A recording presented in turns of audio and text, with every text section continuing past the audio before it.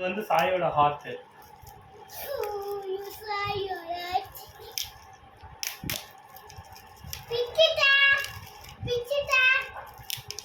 அதை எடுத்து ஓரம் வச்சிரு.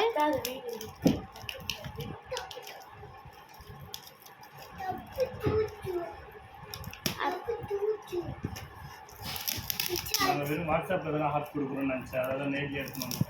ஆனால் ஹார்ட் கொஞ்சம் மோசமாயிடுச்சு பஸ்ஸில் வச்சு. அவங்க அம்மா தான் ஹார்ட் இல்லை.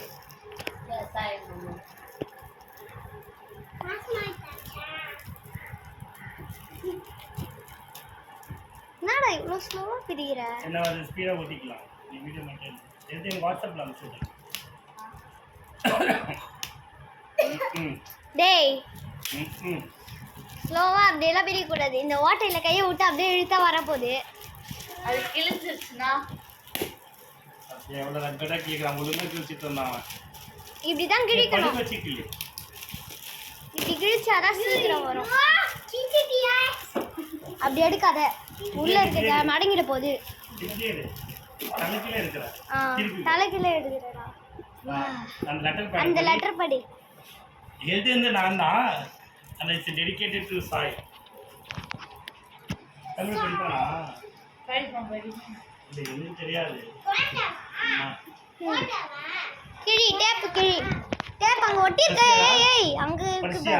எதை புரிஞ்சுதா? இதயம் திருடி இருக்கிறதா? சாமி தப்பா படிக்கிறான். திருடி தான் போட்டு முடிஞ்சது. ஃபர்ஸ்ட்ல இருந்து படி. நீ என் இதயம் திருடி. என்ன இது? திருடி தானே? திருடி சிரிக்கிறது. திருடி நீ சிரிக்க தெய்வத்தின் சாயல். சாயலா? சாயல்னா கட் பண்ணி படிக்கிறாங்க. சாயல்னா ஏய் நான் இல்ல. நீ என் இதயம் திருடி சிரிக்க.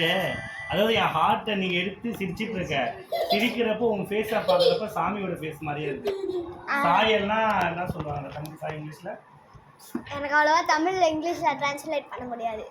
சாயல்னா ஜெராக்ஸ் சொல்லுவாங்கல்ல, ஒரே மாதிரி இருக்கு. அதான் சாய். ஏண்டா அந்த டேப்பை பிரிக்க வாடா. கீழே தான் இருக்கு. பார்த்து பிரி, ரொம்ப ஃபோர்ஸா பிரிக்காத. உள்ள இருக்கிறது வெடிஞ்சிர போகுது. வெடிஞ்சிரும் அப்படின்னு இல்ல சும்மா நாங்க ஃபன்னுக்காக ஆக்சுவலி அவ்வளோதான் தர. அங்கெல்லாம் இல்லடா. டேய் டேய் இப்படி ஓபன் பண்ண, கீழே ஓபன் பண்ணு. கீழே வை கீழே வை. ஓபன் பண்ணு.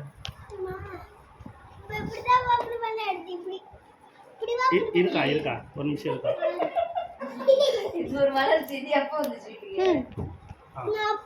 இப்போ இப்படி ஓபன் பண்ணு. ஸ்லோவா எடு.